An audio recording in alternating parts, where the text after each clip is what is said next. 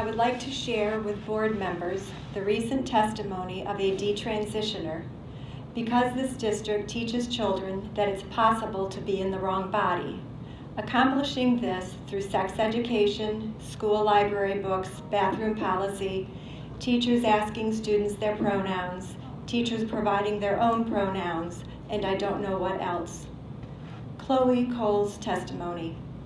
I used to believe that I was born in the wrong body, and the adults in my life affirmed my belief.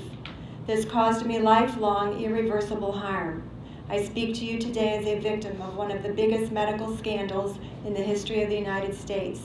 I speak in the hope that you will have the courage to bring the scandal to an end. At the age of 12, I began to experience gender dysphoria. I was uncomfortable with the changes that were happening to my body. When I told my parents that I felt like a boy, they sought help from medical professionals, which immediately set our entire family down a path of ideologically motivated deceit and coercion. We all became victims of so-called gender-affirming care. I was fast-tracked onto puberty blockers and then testosterone.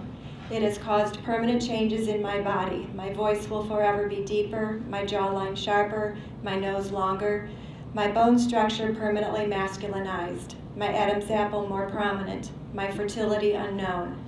I look in the mirror and I feel like a monster. I had a double mastectomy at 15. There was nothing wrong with my still developing body. Other than that, as an insecure teenage girl, I felt awkward about it. I had a huge part of my future womanhood taken from me.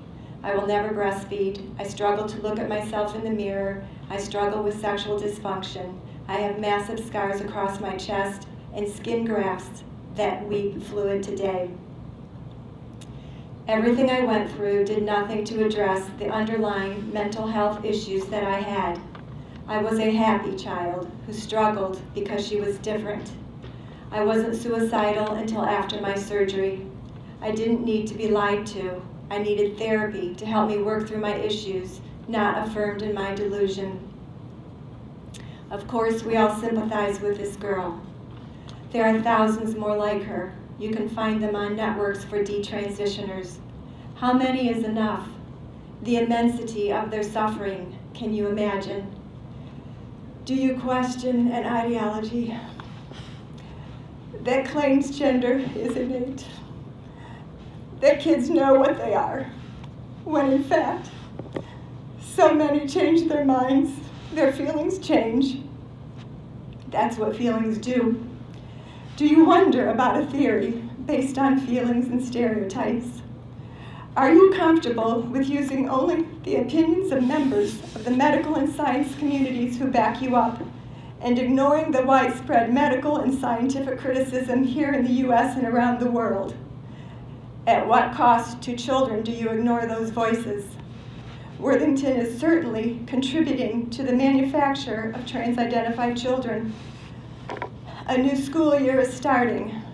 How many children and their families will face the ordeal, the anguish of a daughter coming home from school and saying, "Mom, I'm a boy," or a son, "Dad, I'm a girl"? We need to stop telling children that they can be born wrong and that they are right to reject their own bodies. Too many children have already been victimized by this false, ludicrous ideology and barbaric pseudoscience. Thank you.